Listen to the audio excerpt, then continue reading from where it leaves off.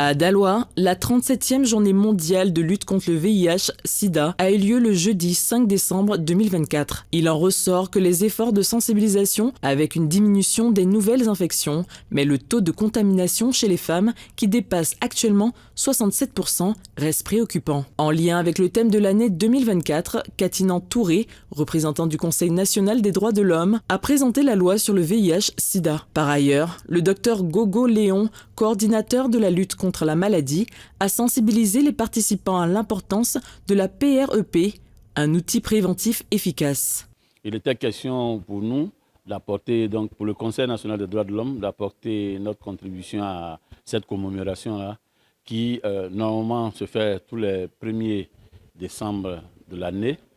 Il était bon pour nous, quand on nous a sollicité, de venir effectivement expliquer qu'il y a une loi qui constitue un moyen de prévenir, de protéger, de réprimer donc tous ceux qui stigmatisent ou qui ne respectent pas les droits de l'homme des malades atteints du VIH et du sida. Le directeur départemental de la santé de Daloa, Manoua Bilé, a dressé un bilan de la lutte contre le VIH-Sida. Il a mis en avant l'importance de sensibiliser les populations afin de lutter contre les stigmatisations et a souligné le taux élevé de contamination chez les femmes, qui représente 67% des cas. Notons que le VIH demeure